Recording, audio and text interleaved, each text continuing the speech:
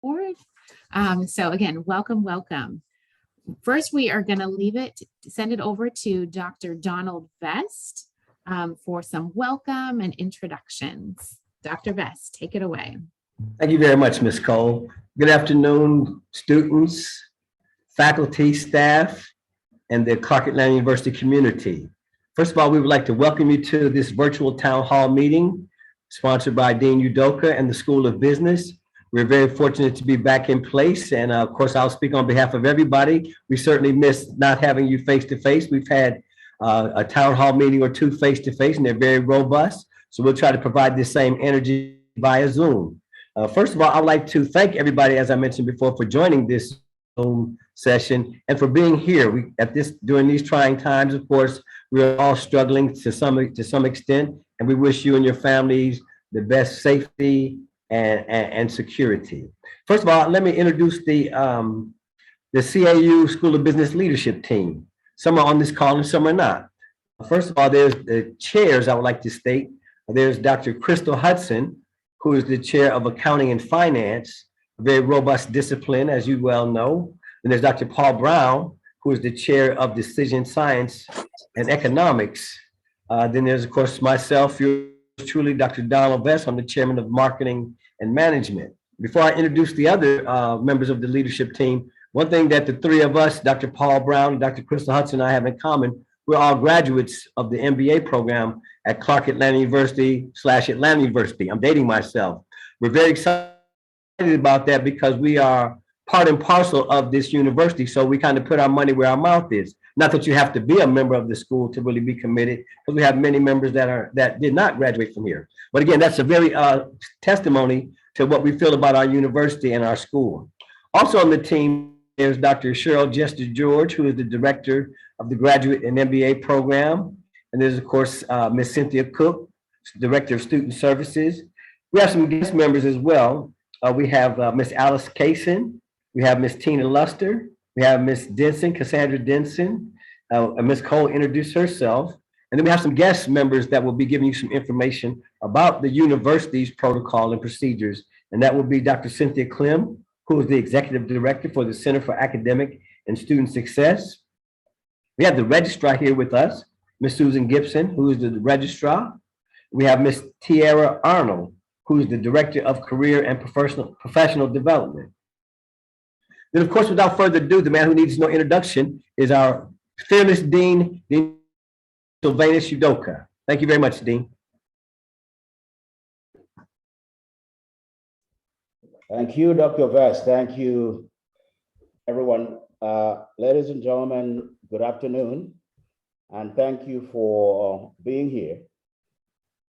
I'll just start by, first, let me acknowledge, as Dr. Vest has done, our panelists this afternoon, and we know that we have Dr. Clem in the house, we have Ms. Gibson in the house, we have Ms. Arnold, and Dr. Clem has a team. I see Ms. James. I might be missing some people, but you'll get to hear from these people because the purpose of a town hall is to bring the town together, and you, the CAU Business School family, is the town.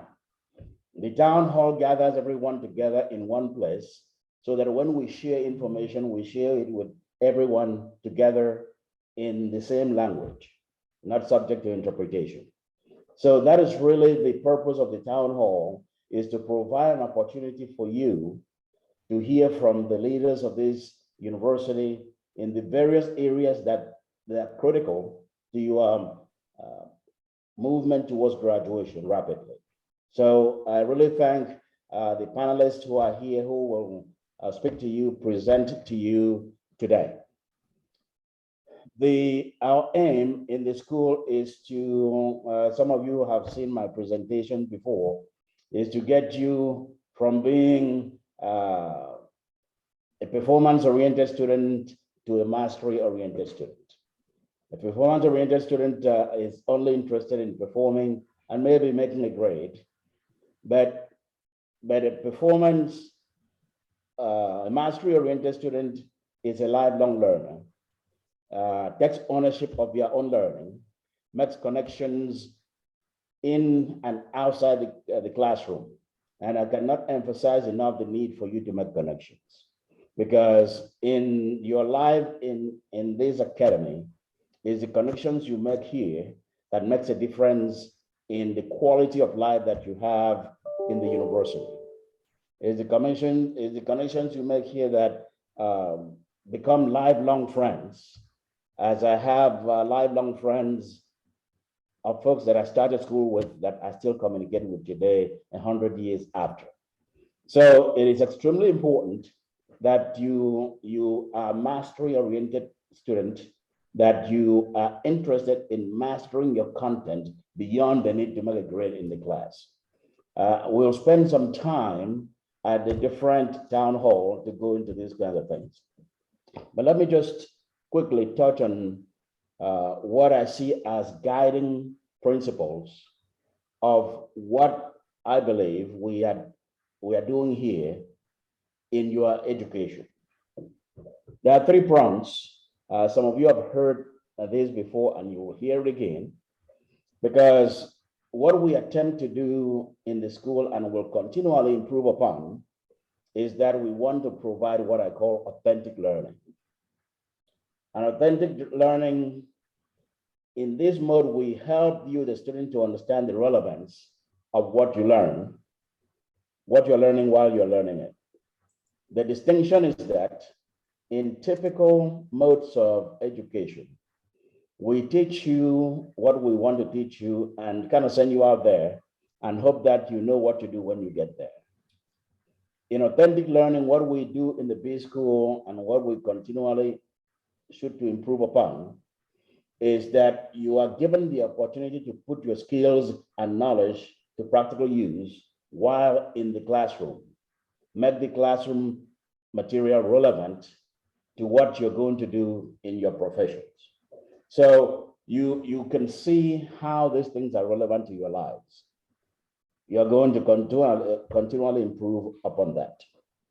The second thing that we look at is something I called preparing you, the student, for the future of work. And I could go really deep into this, but I won't because of time. Preparing you for the future of work means that we have to find those in-demand skills. The skills we tend to talk about are skills for the 4th industrial revolution. To make sure that although we don't know what the future of work looks like, when you get out there, you will function and thrive based on the competence. So preparing you for the future of work means, in my mind, we are going beyond your earning a diploma from this school to earning competencies. If you earn competencies in these in-demand areas, it really does not matter what the future of work looks like. You will be just fine. And that's what we are shooting for. The third, and I'll conclude. The third is the area of entrepreneurism. A lot of you have aspirations to be entrepreneurs, and that means you want to own your business. I speak about this a lot in forums. What we are really after is beyond that, is to develop in you the entrepreneurial mindset. And the entrepreneurial mindset means that you have taken ownership of the things that you do in the areas that we will cover today. For instance, the advising, enrollment, those kind of things. These are things that we will expect you to completely take ownership of and live your life here as if you are here for a purpose. Go through this process, earn your degree with a purpose. So entrepreneurism says if you have the entrepreneurial mindset, everything you do is intentional to develop you to be the very best version you can be. Ultimately, if you go own your business, that's great. But that's not the primary role. Is that mindset that sets you apart from everyone else in the organization. You can be an entrepreneur working for a huge corporate firm, You could be an entrepreneur working for yourself. You can be an entrepreneur working for a 3-person firm. So if you do that, you have taken ownership and you are going to see the difference in how you perform, in how you feel about the work you do, in how you feel you contribute to humanity. There's so many to unpack in all that, and we will have opportunities in the future. I want to once again welcome all of you and say thank you for being here. It's a great day at CAU. I throw this back to Dr. Vest, and I look forward to a great conversation today. Thank you very much, Dean Udoka. And let me reiterate what I like, the part that I really like that Dean spoke about, and that is to all of us to be very entrepreneurial in our spirit and in our professionalism, because irrespective of one's job, you must act as if you own the institution. So I'd like to thank the Dean and everybody here, because I feel like the quintessential, if I may, entrepreneur, because when I see the students, I'm really looking at clients. They're not my clients. Obviously, you wrote the check to CAU, no students, no job. I say that all the time. So we're really glad to be here to help serve you in the very entrepreneurial spirit. The next on the agenda is Dr. Clem, who is the Executive Director for the Center for Academic Students, take your time, Donnie, Academic Student Success. So Dr. Clem, please take it away. Thank you. And I think you're on mute, Dr. Clem. We need to hear that beautiful voice. Good afternoon. Let's try this again. Thank you all so very much. I appreciate the invitation from the School of Business Administration. I always appreciate the opportunity to address the students. And at this time, also, I believe the work that we do in an effort to support the students, as well as supporting the faculty and staff in the administration of the university. So just a few things that I've been asked to touch on. I know that Ms. Gibson is here and will give some additional information regarding advisement and registration, but just give you an indication of what are some of the things that I will be sharing with you all ever so briefly this afternoon. So classification of students always have concerns with reference to these numbers and what they mean to a student in the life of an undergraduate student in particular. So you all can all find yourselves here. First year students with 0 to 27 credit hours, you all know that currently you are being advised and served in the Center for Academic and Student Success. Your classes were registered for you for the fall semester and also for the spring semester.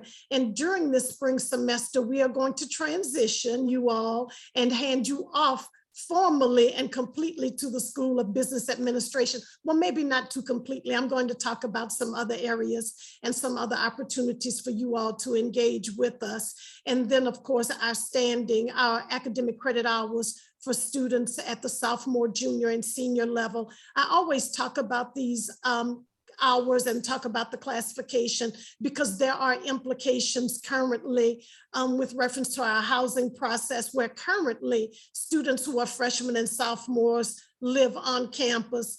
And also in terms of financial aid, your financial aid is driven by the number of credit hours that you have. And I'll just put in a plug. If you don't like where it is that you are, please note that you do have an opportunity to go to summer school this summer to catch up, to get to a place that you all would like to be in terms of the number of credit hours that you currently have at the university.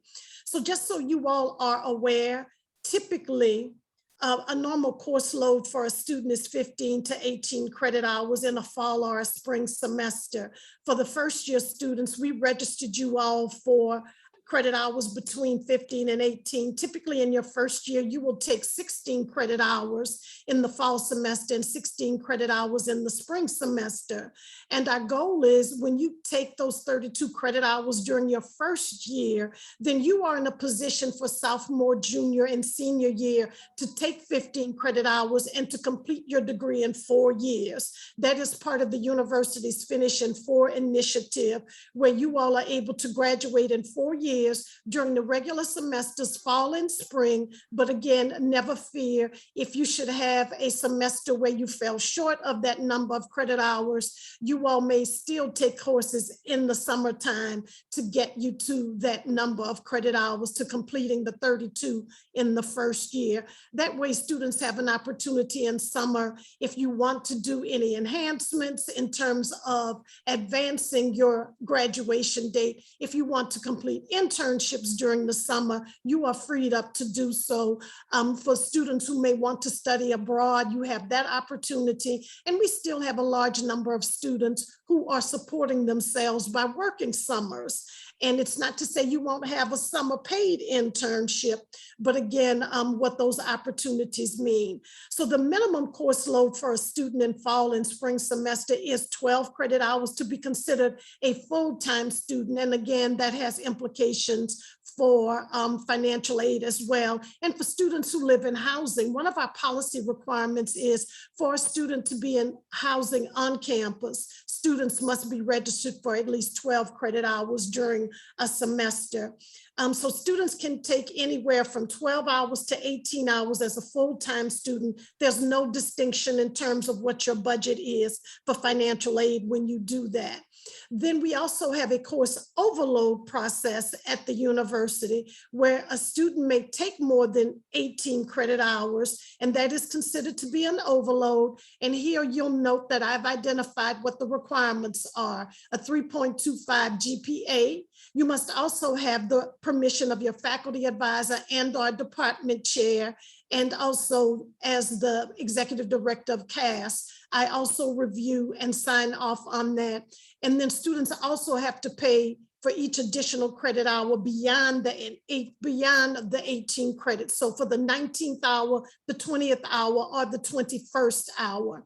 I do want to emphasize the maximum load in the fall and the spring semester is 21. So albeit you may have the finances and the wherewithal, we still restrict students to 21 credit hours as an overload in the fall and spring. Students may also take up to 12 credit hours in the summer. Same policy applies, that students will pay for that additional course, for those additional course credit hours. And all of that dollar amount is actually spelled out for you all in the tuition and fees for the semester. Course overloads must be requested and approved prior to the end of the drop add period.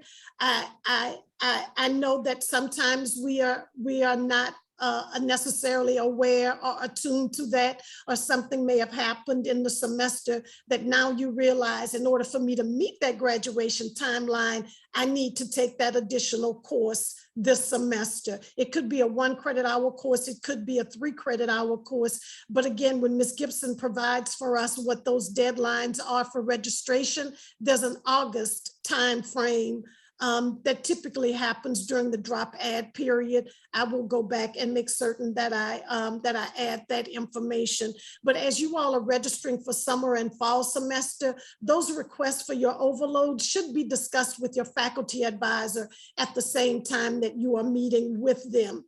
Here are some of the holes that prevent students from registration. You will note on the bottom of my slide, I have indicated it's perfectly fine for you to be advised even if you have a hold on your account. You know, I've often joked about that if you have, for example, an AR hold on your account and you've not been advised, if somebody comes in and miraculously takes care of that balance, you're not in a position to register because you have not yet been advised. And that causes a great deal of frustration for students. So I do want to emphasize and hone in on the fact is you should be advised even if there's a hold on your account. So there are several different holds we have. There's an advisement hold. And with that AV hold, students are not able to access registration and advisement. So you may have your PIN in your web registration form, but whatever is outstanding, you need to make certain that you do that in order for you to be able to be advised. Students placed on academic warning and academic probation or reinstated following a suspension typically have an AV hold because we want to assist and support those students in terms of schedules to ensure your best opportunity to move from academic warning or academic probation, and to make certain that as a reinstated student following an academic suspension, that you have everything it is that you need to be successful. You will also note that we are currently conducting our mandatory student success workshops for sophomores and for juniors. So if there's a MAS or a SAS hold, you have to complete that workshop and turn in an academic planning worksheet that we actually use to assist and to support you during your advising appointments with your faculty advisors, where you're going to be meeting with them. An AR hold is from student accounts. An admissions hold is from the Office of Admission in the event that you don't have a final high school transcript. And I know some of the first year students in the 1123 new students we brought onto the campus in the fall semester did have those AD holds. Financial aid holds in case any of these items are missing.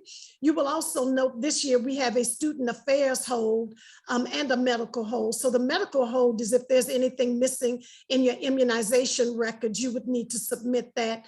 And as we have been dealing with COVID-19, there's a vaccination series you must complete. And if you have not, you will have an SA hold. And just recently, we've introduced the booster requirement. So everybody on this call who has received their first series of vaccinations, and 5 months for the Pfizer have lapsed and 6 months for the Moderna have lapsed, you all are eligible for the booster. So last week, we kicked off our booster campaign with students on Valentine's Day. And we're talking about, for the love of Clark Atlanta University, the AUCC, and our home communities, we are getting boosters. So please know that you can go to the student health portal to do that, to schedule your appointment to be boosted. And we're expecting to have the Pfizer vaccination on campus soon. You don't have to stay with your primary sequence, but you do need to get boosted. And there's also an athletics hold at the university that is documented by RS. Again, we provide you all with the contact information of who it is you need to talk to if you have any of these holds on your account.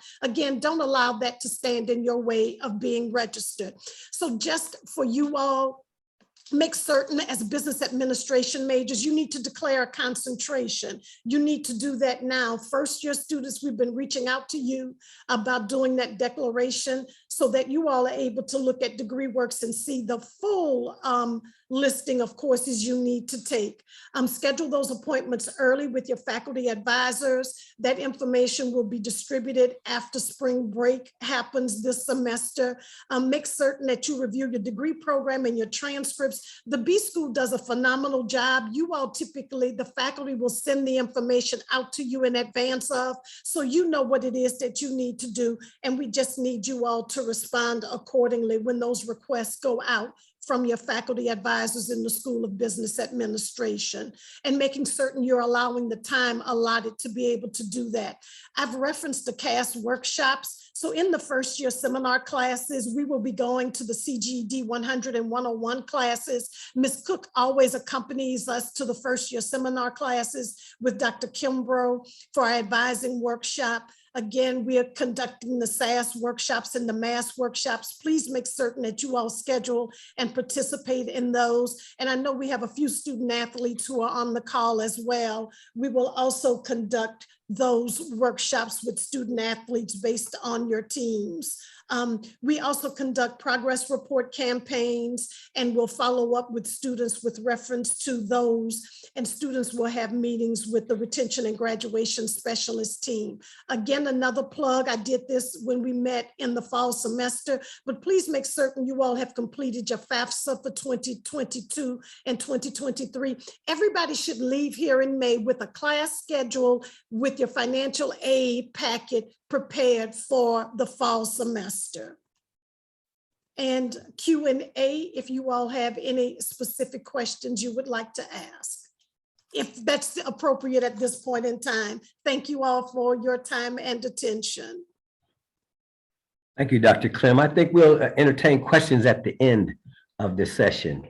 And first of all, again, thank you so much, Dr. Clem. I enjoy working with you and the whole team. Dr. Clem is very forthright, as you can tell, ladies and gentlemen, and very transparent about the criteria. One thing that she may or may not have mentioned is on the course overload, in addition to the 3.5 GPA and approval by the chair and other members of the team, many times you have to have successfully completed 16 to 18 hours in the previous semester. So students, once again, as the dean mentioned, take ownership of your matriculation at Clark Atlanta, because many students are very zealous about overloads, and when they get near the end, but the previous semester, they didn't reach a 3.25 and or didn't take 16 to 18 hours. So we want to help you as best we can, but help us help you. So again, when it comes to the overload process, which I've been very much involved in, please be mindful of the criteria and the deadlines, because again, that is something that if you overlook those things, and you'll be telling us, I know I can do it, but we'll look at your transcripts and your degree works. If there's for some strange reason, we see that you have not completed successfully 16 to 18 hours in the previous semester, then in a way, we're not trying to set you up for failure. So let me just reiterate, those of you that are interested in seeking course overloads, in addition to the financial criteria, after 18 hours, as Dr. Clem mentioned, it's 3.25 GPA and successfully complete 16 to 18 hours in the previous semester. So again, it takes ability to raise a child or raise a student. So I just want to reiterate that. Next, we have Dr. Vest. Yes, sir. If I may. Of course. I know Dr. Clem has to leave, so let's change the order and see if she can take questions. She has a hard stop at 1 o'clock. Oh, okay. So I know. So let's alter the order a little bit and see if she can take some questions. Okay, thank you, Dean. And Questions from the audience? I think you'll put them in the chat box and we'll fill them from there. And I will monitor the chat as well in case there are any questions at this point in time too. Thanks, Dean. This is Cheryl Jester George. Hi, Dr. Clem. Hi, this is my classmate from graduate school from Clement Hall. Right. Oh, that Yes. explains the close relationship. Very good. I just have a quick question for you. I know that midterms are coming up. Students are engaging in preparing for that, spring break. Could you share with me and the students the opportunities of tutorials or tutors and things like that to help the students be successful as they move in their classes at this point? So thank you for that. And we do have a couple of students. We're still onboarding students. I actually just got some information from a student on yesterday. And so students may come by Haven Warren 214 to fill out paperwork to get on a schedule. The other thing is Smart Thinking by way of Canvas is available to students 24/7. So students may log on to the Canvas portal as well, and you will see the Smart Thinking link there in the event that we do not have students to address your specific needs. Student athlete workshops have not yet been announced. Those typically will be announced from Ms. Briscoe's office. Our spring sports, we normally have those workshops during spring break as those students are not away from campus. And then with our other sports teams, typically we coordinate that schedule with the coaches. So more to come about those student athlete workshops. Thank you.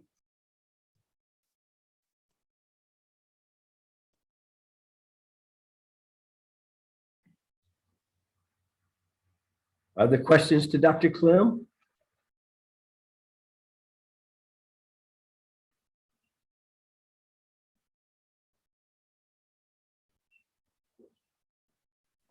I see one more in the chat. Is there a tutoring session over spring break? And because our tutors are students themselves, it depends on whether or not the student is staying in the city. So it will vary by student, subject, and tutor. But the students can stop by Haven Warren. We'll provide them with that information. And I typically check in with the tutors to find out, are you planning to work during spring break? Are you planning to break during spring break? Thank you. Dr. Clem, beyond the tutorial sessions, what other services are available on campus? And is there sort of a one-stop shop where students can find out what services are available on campus? So if we're talking about academic support services, Dean, most of that information is housed and happens in our area, but there is some other programming that happens with students across the campus, and currently working with the student services, with the student affairs team. I know that there's some things you all have Mrs. Arnold and her team here today to talk about some of the things that are happening in career services. Students may feel free to reach out to me directly if they have some individual concerns, but there are a number of different things that are going on around the campus. And I'm sorry, I'm trying to read the chat as well. Was there something specific, Dean, that you were asking about? Because we do the workshops in our area to prepare students for academic advising. We will be doing some study skills workshops as well with the students. And we typically send that invitation out to students by way of CAU student email to make certain students have that information as well. Yes, I think you answered my question. What I'm after is that there is probably a directory of services that your area has, and the director of services from others. At some point, we should think about bringing all that together to a comprehensive directory of services offered here at CAU. Thank you so much. Thank you. And I will share a listing that we have in first year seminar that we distribute with the first year students. And I will share that with the team that basically gives you a blurb of the services provided by various resources across the campus. We will certainly do that. Thank you. Thank you.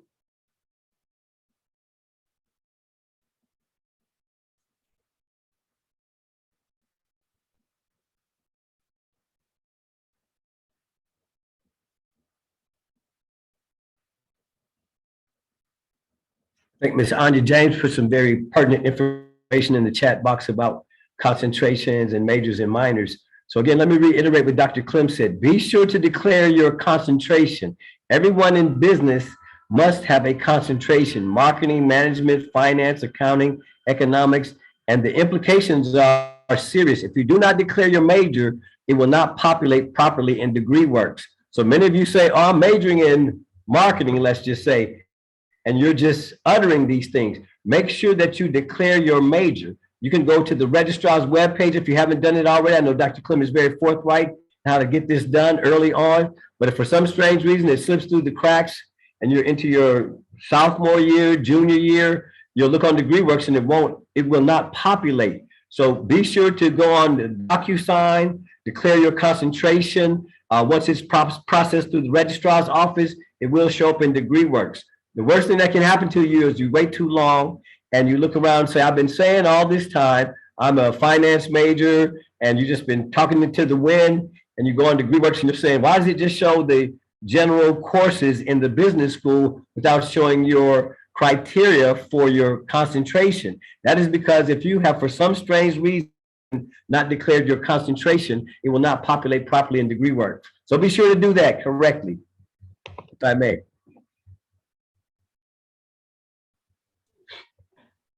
Dr. Professor, you can move on to the rest of the program now. Okay, sure. Thank you, Dr. Clem. I think there's a question about, well, we'll keep it moving right now. Let's go to the next one for the sake of time, and then we'll get back to at the end. Next, we have Ms. Susan Gibson, who is the University Registrar. Again, a wealth of information. So Ms. Gibson, if you're there, you need no further introduction. Ms. Susan Gibson, take it away, please. Well, I am here. How about that? I am. As always, omnipresent. And I am going to share my screen with you so that you can, okay? We're going to talk about from this end, it's coming up to registration for summer and fall. And much of what Dr. Clem shared, it'll be covered again, because sometimes we have to reiterate things so that it can sink in. Our next thing is important dates. She mentioned that I would be telling you about important dates. Advisement begins right after midterms because we want to make sure when those midterm grades are in that you are getting the appropriate support. Dr. Udoka mentioned what kind of support services, and even Dr. Justin George asked the question, what kind of support services are there? Dr. Clem has referenced those, but how do you know what you need? You need to look at those midterm grades to determine whether or not you need some support so that you can get that. The deans voted several years ago to make sure that we put advisement right after midterm so that you can be ready for registration if you have to drop some classes or repeat. But we know that CAU students don't have to repeat because you're excellent. You're always striving for excellence and not mediocrity. So we're not going to worry about you having to do all of that during the break or anything because you're going to be ready. Okay, now registration is going to begin March 28th. That is for summer and fall. Now, the first group of students that will register will be our seniors, our juniors, because our juniors are going to be the seniors next year. And we want to make sure that you have the appropriate classes that you need in order to graduate in May of 23. And I know you're excited about that. Also, our graduate students, our athletes, and our students with disabilities will open up on March 28th with registration.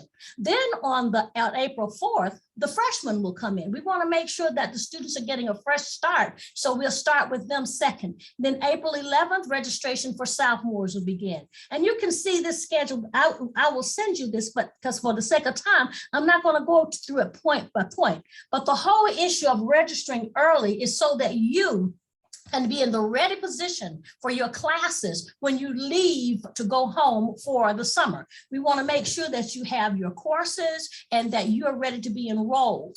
Okay, the last day to withdraw from any classes for individual classes will be on May 27th. From the university, you can draw April 27th. And from the university, you will draw the last day of school, which is May 6th. Summer sessions begin in June 5th. July is the end of summer sessions for the undergraduate students in the 5-week sessions. Now, we talked about your registering. We want to make sure you have your classes and you've done everything and so that we'll have cancellations for classes, but I'm not going to go through this whole process here. Classes begin on August 17th for the fall. And I'm going to move to the next slide. Now, who, what, when, where? Who, that's you. If you're a senior, junior, sophomore, freshman, and what? What we're going to do, we have a 7-step process for registration. And Dr. Clem mentioned this to you. She talked about the COVID vaccinations and some other issues. Now, before beginning the 7-step enrollment process, please adhere to the following. You must have that COVID vaccination or an approved exemption. She spoke about that.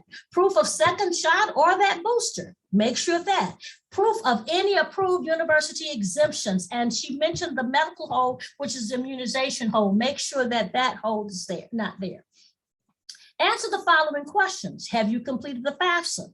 Have you checked your record to ascertain if you were selected for verification? Because that can slow you down. If you've been selected for verification, your financial aid will not be awarded. So you need to constantly check on the financial aid website to see if you've been selected for verification. And have you accepted the financial aid award offer? Many a times you don't go out to, students don't go out to Banner Web to look at that financial aid award and accept it. So you need to do that. Dr. Clem also mentioned the common holds that will prevent you from registering. Now, the 7-step process. Who, what, when, where, we've talked about that. Okay, freshmen, when you go to advisement, Dr. Clem even mentioned that because that's her area, advisement. Freshmen and sophomores, make sure that you are able to access your degree works. And at the end of this, I'll show you the degree works process if you're not familiar with it. And also Ms. Anya James will be conducting degree works workshops for our students so that you can become more familiar and you can be very proficient in using degree works. But first of all, make sure you have your degree works. Degree works will have your academic plan. As Dr. Vest mentioned, if you have your concentration and everything in it, it's going to show you what you need from the point you've come into Clark Atlanta to the time you're supposed to leave. And it'll tell you what you still need. And also it's going to tell you in the order in which you should take it. We'll get to that. Your academic transcript. A lot of times advisors want to look at that, but DegreeWorks is a picture of your transcript. But if they just have to have it, go on BannerWeb and pull that thing off and show that to them as well. When you leave, you should have that web registration form or something to show what courses you are to take. And then the transfer evaluation forms if you're a transfer student. If you're on SAP, Dr. Clem is going to have that SAP form for you to complete so that you can get on track. Now, this is critical for juniors and seniors. Again, the DegreeWorks web registration form, but the third year review, this is when your advisors, when Dr. Vest, Dr. Hudson, Dr. Justin George, Dr. Paul Brown, Dr. James Young, these people are going to work with you to let you know you're in your third year.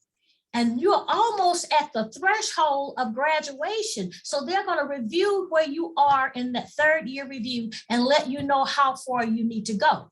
But now, for those of you who are in the junior class right now, and you will have at least 88 credit hours at the end of the semester, you should be completing the graduation application. For you seniors who are already at 104 and you are just waiting, you may have some summer credits or fall credits, this is the time for you to complete your graduation application. Why? Even for the spring of next year, this is time. And you say, well, why we got to do it so early? Because there may be some courses that are only offered one semester, and you need the prerequisite courses. So this will guide you from summer, fall, and spring to let us know what it is that you are going to need for graduation. Because come spring, the only students that we render eligible to graduate are those students who have 104 credits or more as an undergraduate student. So it's critical that you begin that application process this spring. Now, the initial deadline for spring is for applications for spring 23 is September 16th. So remember that. Now, the first step in the process, the 7-step process, is advisement. Dr. Clem has talked about it and I've even stressed. So I won't have to say that again, okay? Now, if you have courses, Dr. Clem mentioned also going into courses that are not offered at Clark Atlanta during the summer. We have what we call the ARCH program. It's the Atlanta Regional Collegiate Higher Education Program, where we as students at Clark Atlanta can take courses at these different schools on this list, and you take them for free in the fall. ARCH is not available in the summer, nor is cross-registration with the AUC schools. But in the fall, if you need a course that we're not offering at Clark Atlanta, and this course may help you to graduate, you can take these courses, take the courses, if approved, at these places, and you will only have to pay your tuition at Clark Atlanta, and then you can go to these schools. The deadline for that is July 15th. So as you're filling out your schedule for fall, should you need that, make sure that you complete the ARCH form by July 15th. And for information, Ms. Gladys Baldwin in the Office of the University Registrar can assist you with that. Now, the AU Center cross-registration. The process is going to totally change for cross-registration starting this year. It's going to be done on BannerWeb. You don't have to do all the walking around all over the world. There will be a list of courses, as we always have, that are approved to take in cross-registration, right? And so what you'll do, you'll go on BannerWeb and you'll register for the class, just like you do for your classes at Clark Atlanta. So right now, we are aiming to have everything done by August 3rd. However, there will be some testing, and some of you may be selected to be a part of a test to make sure that our BannerWeb process is working for cross-registration. So look to hear from us on that. Next, pins. We're still in the process of using pins. And I know many of you are saying, I can't get to my advisor to get my pen or whatever, but not in the School of Business. That does not happen, because you can always go to Ms. Cook. You can go to Dr. Vest. Everybody in the School of Business are usually on board with assisting their students with getting their pens. So all you need to do, if you, sometimes a student, you'll call to the Office of the University Registrar and you say, well, I don't know how to get in touch with my advisor. Well, go to the website. Click on Faculty and Staff Directory and put in the name. And guess what? the telephone number's gonna come up. And guess what else? The email address is gonna come up. So you should never say, I don't know how to get in touch with someone, because it's out there on the website for you to utilize at your convenience. Now, in case you didn't know, this is the easy process for registering on the web. Many of the first year students haven't had the opportunity to register on the web because your courses have been manually put in for you. But this is where these are the instructions. Dr. Udoka, your students will receive this quick reference sheet so that they can access the system. But it's so very easy. You just go to the secure area and you log in just like you're trying to get on to DegreeWorks or to get to financial aid. You put your permanent PIN in and your registration PIN, and it'll take you to where this arrow goes. Then you go over to here and you will see how to access those things. Okay. Now, if you're going to have housing, residence life, this is the fourth step in the 7-step process of registration and enrollment. If you're able to get into housing, if there's enough housing space, you will have to apply using this link, and they will be sending out information regarding housing. But let me tell you one thing: you have to be a full-time student to reside in campus housing. You cannot have 9 credits, you can't have 6, you can't even have 11. You're supposed to have 12 in order to be in housing. Now, this year, we're going to stay strict to this rule. Students must complete the financial enrollment process prior to checking into residence halls. You can't just go in there. You need to be enrolled. That's why we're starting our campaign early with you. We want to make sure that you're enrolled, registered and enrolled financially before you leave to go home, okay? Now, financial aid, verify your financial aid by going to Banner Web. You can click on the link and you can click on cau.edu and it'll take you to financial aid. Okay, financial enrollment. You need to verify whether or not you have enough money. Students with all charges and enough financial aid posted to cover the cost, as in the past, you will be automatically enrolled. If you're interested in a payment plan, Clark Atlanta has that for you. But remember this, the system will not automatically enroll a student who is part-time. And for graduate students, that's 5 hours or less. And for undergraduates, that's 11 hours or less. So you will have to let student accounts know that you want to be part-time if you are below 11 credit hours. The full-time credit hours are from 12 to 18 credits. Early registration ends August 1st, and that's when we'll have our first cancellation of classes if you're not financially enrolled, because we need to let students have these classes. We've been holding classes for people who are not really going to come because they hadn't paid. So if you're not paid up, we're going to drop your classes out August 1st, okay? And then you're going to be subject to getting whatever is available.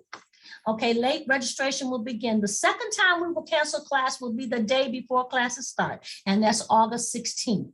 And then you must be completed with your financial process prior to checking into residence hall and attending classes. And the reason we're doing that, there will be no registrations after that particular point. We are projecting that the only activities that will be happening after August 16th will be students who are dropping and adding. There will be no new registration. So we're encouraging each of you to make sure you have completed all of your processes early, so that you will be able to maintain your status as a student at Clark Atlanta. Now, the 7th step are our business services options, and you are familiar with those. That's the PAW card. Many of you already know that when you enroll, your PAW card is reactivated for you, and that's done. If you have to get a new card, you have to take a picture and load it up, and I think many of you did this process last time. It's the same process, but you will receive these instructions as well as within this PowerPoint presentation. Book bundle. Every student this year, every undergraduate student is eligible for our book bundling. We ask you to take advantage of this because whatever your major is, all you pay is $375 for your books. One book, if you separate the bundle, one book can cost you up to $150 depending on the discipline that you are registering, okay, or the class that you are participating. So we need to make sure that we take advantage of this now, but you can opt out. if you like to, but sometimes it's really not to your advantage because it's still much cheaper to pay $375 for all of your books as opposed to paying $150 or $200 for one book. Many of these books are digital and you can get hard copies if you desire. Now, for new students, there's a laptop initiative that it's just for the new students because you've already received yours when you came in. So this is not for you. This is for our new students. I would do questions and answers, but I want to end here and give you a quick view. If I can't get it up, I'm going to ask Ms. Cole to get Ms. James to bring hers up. But I do want to bring up degree work so I can show you exactly what we have in degree works, okay? So let me see if I can share my screen again to do that for you.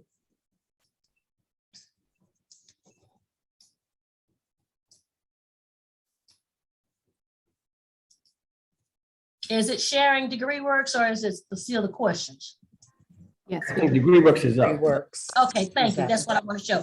Okay, what I've done here is to give you a view of what DegreeWorks looks like if you haven't. This is me. I'm a test run. My last name is Test and my first name is Run and my middle name is Application. How about that? Okay. My advisor is Cynthia Cook. So if you don't know anybody else in your department, you know that Cynthia Cook is your advisor. And as I told you, you can go out on the website, pull her name in there, and you can get her number. And Miss Cook is one of those, she doesn't hide behind the telephone, nor does she hide behind the blank email. She's going to answer her emails and she's going to answer her phone. So when somebody tells me I can't get in touch with Miss Cook, I think something is really wrong. Did you really try? How about that? But also what the School of Business is going to do, they're also going to appoint you your assigned faculty advisor along with Ms. Cook, so that if you have questions about career options and Dr. Udoka mentioned entrepreneurial kind of things, and that's where we really want you to go. We want you to be an entrepreneur so we can have more Black businesses and you not work for everybody. And so if you have questions in those lines, there will be someone in your discipline, a faculty member who will tell you that. Now, right here, it has expected date of graduation. This is a date that is put in for everybody who comes in at a particular time, and it counts out 4 years. So this may change as time goes on. Now, Run Application Test, Miss Run Application is a first-year student. She just came in. I just came into the January. So I don't have a GPA yet because my grades hadn't been posted for the spring, okay? So my GPA right now is 0. Academic standing, I have none because I'm just here right now for the first time. And I'm an undergraduate student and I'm in the School of Business Administration. I'm not a transfer student. There are no FERPA restrictions on my account, but I would employ each of you to go to Banner Web under the secure area and complete the FERPA information. So should your parents or somebody need to get information on you, they would have permission to do so, okay?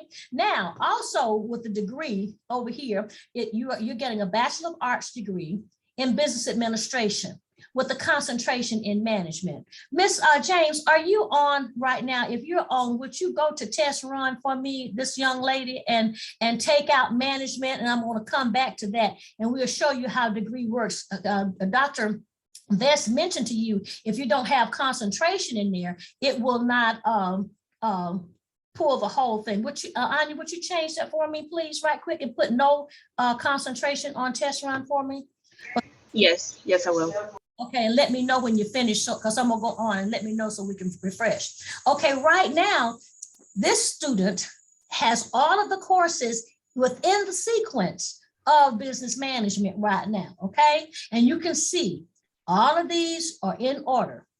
Now, I don't want anybody to say, I didn't know I was supposed to take X, Y, and Z. It's telling you right now, the next sequence of courses, it will be Math 110. Now, when you click on that, it's going to tell you if you need a prerequisite or anything, and it's going to tell you what courses. Now, see, these courses are out there because I've opened up summer and spring, but these are not correct just yet. But this is what you're going to see. You're going to see the courses that are being offered for the summer. And then you're going to see the courses that are being offered for the fall. You can choose to take one of those courses, right? Okay, and then the summer, all the courses are online, so you don't have to worry about times for the summer. Okay, in the okay, same thing for English. If I click on English, it shows me everything I need. I gotta pass 105 with a C before I can go to 106. Just like with 10 right here, I gotta pass 109. Whenever there's a prerequisite, the minimum grade you can earn is a C in order to go to the next level. Okay, now you got business 250. These are the times that they're offered. Okay, you got psychology. If you just stay within your program. Okay, now should all of those courses be filled? Let's just go down. You can't take business 207 if you don't finish up here with math, because guess what? That's a prerequisite and it shows you that, okay? So you have to make sure that you're looking at those kinds of things. Economics, it shows you what the prerequisites are there, and it still goes down. Now, all the way down to the end. Did you change it yet, Miss James? Yes, it's ready. Okay, I'm gonna do this. Watch this. This the magic. Bam. Okay, it took it out. You see, it took out management. And guess what? By taking that out, I don't have but 2 years. 2 years of work that's showing that I need, because I don't have a concentration. So if you really want to know the full scope of your degree, could you put it back for me, Miss James? In fact, Miss James, let's put another one. Let's put finance up there and see what finance shows us. This student decide, well, I want my concentration to change to finance, okay?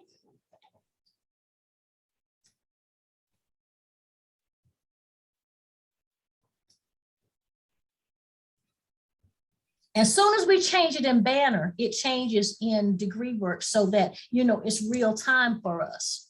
And what it does, it even shows us if we need to go back and correct something within our process in Banner. Sometimes things may not fall correctly. And that's when you get with your advisor, and your advisor will call Ms. James, and then we'll look at how to correct that. But students, you should not be calling to correct it. It should be your advisor, because they are the trained people to know what the changes should be. We're ready. Okay. We put finance in. And see, in the first semester, you still have the same courses. Where it changes is when you get down to the concentration area here. This is where your programs would differ and vary in the School of Business by concentrations. Would you put international business on there as a double concentration so we can see how that works? And we, you know, as business, we try to encourage, a lot of you want to minor, but talk to your advisors to see what's really important with minoring. Sometimes minoring is not the thing that you can do. You can just go on and get your concentration and then do the minoring thing on the graduate level and be more bona fide, okay? Are we ready? So Miss Gibson, we want to make sure that we leave some time for Miss Arnold. I'm Okay. finished. I knew you go. It's such good information. We just don't want to. all my time. So y'all gave her 45 minutes. So I'm just taking 15. That's all. Ready. See, I'm calling y'all out because that's why y'all did me. See, I'm taking up my time. Okay. We put international business in there, and now you see how it changes. You have more courses to take. And so that's how you will have your advisement. And all I can say is success is equal to E plus E plus E plus E plus E. Engage, enlist, exert, evaluate, and endure. Thank you. Thank you, Ms. Gibson, as always, for a very, very robust and exciting presentation. And again, I feel honored to work closely with the registrar's office, because I always say it's like being in the cockpit in an airline, because I see up close and personal how diligent we are about getting students out. Next, we have Ms. Tiara Arnold, who is the Director of Career and Professional Development. And like the Dean said early on, we definitely want to get you not just out as scholars, but into your respective careers. Dr. Vest, may I, Ms. Arnold, give me just 1 quick minute. Oh, yes, sir, Dean. Let me just emphasize to all our scholars that advisement and registration period are fixed for a reason. That means both Dr. Clem and Ms. Gibson have emphasized the need for you to be advised and register on schedule. There's a lot of late requests to be added to classes, and I hear from my seniors a lot. I'm graduating, I need this class. Let me just make it emphatically here that in registration, you have the priority, seniors, to register, to be advised and register earlier than others. There's a reason for that. We know that you're graduating. We know that you want those classes. Do it when you are supposed to do it. Because when you miss that window and those classes are full, we are not going to pull other people out of classes to put you in. So I just want to implore you, when it is your turn to be advised to register, do it at that time so that you are ready to graduate on time. I'll stop here. Thank you, Dean. Mr. Arnold, I think you're on mute. Take it away. Awesome, awesome, awesome. Thank you everyone for having me here today. Dean Adoka, thank you for the invitation. I will try to stay within the time that is left for today so that we can answer any questions that you guys may have. So again, my name is Tiara Arnold. I'm the Director of Career Development. My team is also on the call, Ms. Carmen Jones and Ms. Shanithia Halt. You guys, I'm sure you have received several emails from either myself or Ms. Jones in regards to career opportunities and different things that we have going on at the campus. So we wanted to just kind of quickly go over who we are, what we do, and how we can help. And then if you have any questions from there, we are happy to answer those. So we consider ourselves kind of the one-stop shop for all things, you know, related to your professional goals. If you are looking for internships, part-time jobs, full-time, experiential learning, we can help with study abroad. We can help with different opportunities in the spring. We can help you network, mentor, all that type of stuff. And so we're kind of here for all of that, whether you are looking to be an entrepreneur or you are looking to work for an organization. We are here to help you kind of guide through that journey and make it a little bit easier for you to make the connections and do the things that you need to do in the meantime. Our mission and vision is simple. Once you leave this university, we want to make sure that you are gainfully employed, that you are able to pay back any loans that you may have, that you are able to sustain the lifestyle that you're looking to live. That is what we want for all of you. We want you to be contributing citizens to the world, and we want you to be able to take everything that you've learned at Clark Atlanta through all of your experiences, academic and otherwise, and just be successful once you graduate. And so some of the things that we offer within our office are resume writing, mock interviews, how to build your brand. We have an employment portal that all of you should have heard about by now called Handshake that we'll talk about a little bit more in a second. We can talk to you about your one-on-one career goals, you know, kind of if you don't know about that major or classification, major or concentration that you're in, we can help you kind of determine what that looks like once you leave Clark Atlanta. Your elevator pitch, links to conferences, entrepreneurial pathways, all those type of things we are here to help you with. So please feel free to utilize us in any means that can help you. Really quickly, I just talked about resume reviews. Here are our standard resumes that we use in career development. There's a first year resume, there's an upperclassman resume, and then there's an MBA resume. If you ever need a template, we can always just send it to you. It's kind of plug and play with a lot of hyperlinks and things to help you develop your resume. And then you can send it to us, or you can set an appointment with us to kind of go over your resume and what that looks like. I know that some of you use different templates, and for us, you know, we have the template that we like to use. We speak to our employers and we talk about what that needs to look like from their end so that we get that real-time feedback. But for us, it's more about the content. It's about what's on your resume and how it tells your story. And so that's what we're going to help you do and empower you to do, so that when you are doing your resume, or when you gain new experiences, or when you get a new internship or whatever that is, you know how to add it to your resume in a way that's impactful and in a way that will speak to your next employer or your next opportunity. Okay. And we're happy to share those with you. So speaking of Handshake, so a lot of you attended our fair on last week or 2 weeks ago, attended the fair that we had. We had 3 days worth of industry fairs. For any of you who missed it, we were able to connect students to employers who were looking to hire for internships and full-time opportunities. And so that was housed on Handshake. And what Handshake is kind of the portal in between us and employers and you. And so if I am, participating in this right now, my phone is ringing, employers are instructed to go post any opportunities that they may have on Handshake, and so that they can connect with you directly and you can do the same. And so if you're looking at an employer and you're saying, I know I want to work for this organization, but I don't see the opportunities that are there, we most likely have the contact information. We're not going to just say, okay, we'll just send your, we'll just vouch for you and send your resume. We need to know that you're ready for that. And so we'll help you prepare and get ready for those things through, again, those mock interviews and getting your resume together and kind of making sure that you have an understanding of what it is that you want for yourself, so that when you go into these interviews, you can articulate that to the employers.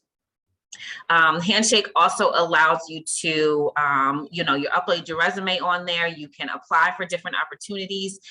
Employers will reach out to you directly in your inbox. A lot of students don't check their inbox on Handshake, but you get messages from employers who say, hey, we see your skills, we see what it is that you have to offer. We would love for you to apply for this opportunity.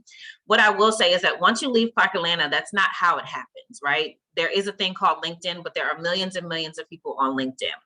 Our Handshake portal is just CAU students. So we vet the employers. We make sure that no one is looking to scam you. We make sure that no one is posting things that you could get on your own. Like we don't have, you're not going to go on there and apply for a job at McDonald's or anything like that. Although those can be great opportunities, that's not, we're looking to advance your career. We're looking to take you somewhere that you may not have access to on your own. And so you're not going to necessarily find the jobs that you can go and get without all of these tools and without all of these things. You're going to find entry-level opportunities. You're going to find paid internships. We don't allow for employers to come in and offer unpaid internships because your talent is, worth something. And so we don't want you to go anywhere and necessarily work for free. And so we vet all of those things to kind of make sure that employers are coming for the right reasons. And then you can apply for them directly. It's a one-click apply. All you do is click, the apply button, and it'll ask you what documents you want to upload, whether that's a resume, a cover letter, a transcript, whatever those things are. You click those things and then you just send it off. And so we're able to kind of track, has it been viewed? Do they feel like you meet the qualifications that they were looking for? And then hopefully from there, you would get, someone would contact you with next steps. And so we're really just here to kind of be a facilitator of where it is that you're looking to go and what it is that you're looking to do. And you don't always have to have the answers. You just have to want to do the work. We'll do as much work as you will do. At no point will you send us your resume and we will do it for you and send it back. That is not how it works. We don't know your experiences. We don't know everything that you have done. And we want you to, again, be empowered and learn how to do it yourself, because when you leave this university, people are going to charge you to do your resume. And so we don't want you to have to pay for that service when you can learn how to do it yourself, and you can, again, articulate your experiences on your resume so that they are something that an employer will want to see. Okay. There are opportunities for everyone on Handshake. There's not a student that wouldn't find an opportunity. We are not here to tell you what type of opportunities you are looking for. And that is why we allow you to utilize Handshake, is because you can go on there as a business major. If you want to work in the entertainment industry and your concentration is finance, all you're really going to get from us is finance opportunities. But if you want to go work somewhere else or do something else with your major, Handshake has all the opportunities, and you can filter through by location, you can filter through by, industry, whatever that is, and apply for those opportunities that you are looking to access. Here's our contact information, how you can reach us. Please feel free to reach out to us. The best way to reach us is the Hire a Panther email. We all have access to that. And so you won't wait for one person's response. We'll have 3 people who can kind of monitor that inbox and make sure that your questions get answered. That's also where you send your resume. We'll need you to send it as a Microsoft Word attachment, not a shared document from your Google Drive, not a PDF, because we can't edit those, we can't change those. We need you to send it as a Microsoft Word attachment, and then we can help you edit and make any changes from there. It is a little bit of a back and forth, so we'll send it back to you with any edits or changes that need to be made. You'll make those changes, you'll send it back to us, or you'll say, I have no idea what you're talking about. Can I make an appointment to come in and speak to someone? Or can I make an appointment to speak to someone virtually? And we can do that as well. But we need to kind of get the foundation done to make sure that we're not just talking about spacing and font when we're talking about your resume. Okay. And so I will stop my share there and answer any questions that you guys may have. Ms. Hall put the Hire a Panther email in there. Is it too late to get a job, a campus job this summer? So we don't handle federal work study. That's handled through the financial aid office. And so you'll have to talk to Miss Tonia in financial aid, and she can help you with any on-campus positions. I don't think it's too late, but I can't completely answer that for you. But good question, Tara. Any other questions?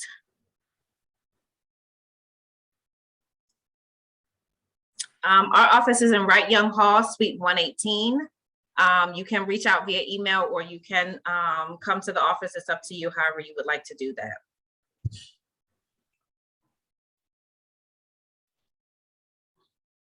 Very good, Ms. Arnold. There are no further questions before we start wrapping it up. I think Dean Udoka has the final closing remarks. And first of all, again, thank you so much. And one of the operative words I've heard from everyone is entrepreneurs. As I mentioned before, whether you're an entrepreneur as in internally with the company or organization, or you're taking the risk yourself, one of the things that we really want you to do is take ownership in your career, like Ms. Arnold was talking about, writing your resumes, taking ownership of that, and or your curriculum. So the main thing, students make very good entrepreneurs because you incur some risk, you're very strategic, it's not going to happen overnight. And it's one thing that you're supported by a vast community, not just the people that are here at CAU, but the entire community. And of course, many of you are very innovative yourself. You find great opportunities, whether they're study abroad, whether they're internships, whether they're collaborative initiatives. So those are the things I wanted to say. Dean Udoka, obviously you have closing remarks. I'm not sure how the time is with other questions, but Dean, please take it away. Yes, I actually want to start with the question to Ms. Arnold. Could you speak just a bit about services in your office to prepare our students for interviews? Yes. Beyond the resume. Yes. So for interviewing, we have a software. One of the softwares that we use in our office, or software that we use in our office, is called Quincia.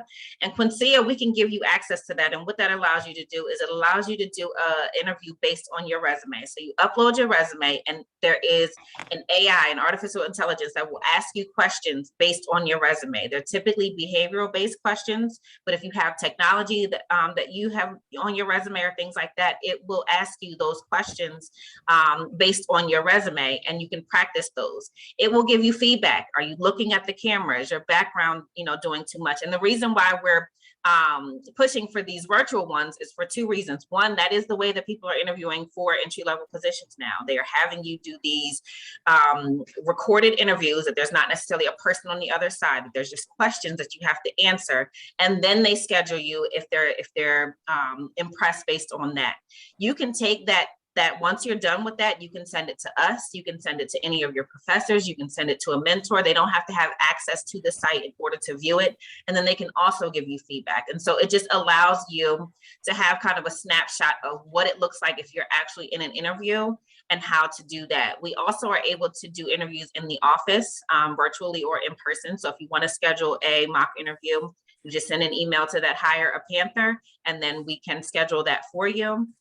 And then we also have times where we have employers who set up, days where they are doing mock interviews. We typically have a hard time getting students to sign up for those for whatever reason it is. We'll have employers set aside a day where they will do 30-minute time slots to just interview you and give you feedback. And so please take advantage of all of those things, because interviewing is your way into the company. The resume is only your way into the interview. Your interview is the way into the company. And so if you don't do well on interviewing, in which most of us have some sort of anxieties about that, that's okay. But the more you practice, the more comfortable you'll get with doing those. And so we're happy to give you access to Quincia if you need those. I know some of the professors require their students to do those. And then also, if you want to set up an appointment for mock interviewing, we are happy to do that as well. Thank you so much. Thank you. Thank you. And I know there are a lot of questions that are posted on the chat, but we are literally out of time. So let me take this opportunity to say a great thank you to all of you for being here, and especially thank you to Ms. Gibson, our university registrar, Dr. Clem, the executive director of CAS, and to Ms. Arnold, director of career and professional development here at CAU. I want to extend my thanks to my team, Ms. Cook, for putting all this together, Dr. Vest for an excellent job of moderating this, Ms. Cole, and everyone on my team for putting this together. Ladies and gentlemen, the purpose of this town hall is to give information. And I know that there is a lot thrown at you today. We can unpack this. Stop by the office, come see someone so we can unpack some of this for you and give you more information so that you can navigate this well. The key is to take ownership of your education. I will emphasize that and emphasize that. Know enough so that you can take ownership of your education here and be better prepared for the world out there. Once again, thanks to everyone that signed up. Thank you for everyone that planned and executed this. We will see you at the next town hall or on the promenade. Thank you. Thank you, Dean. Thank you to everyone, students, faculty, staff. Thank you.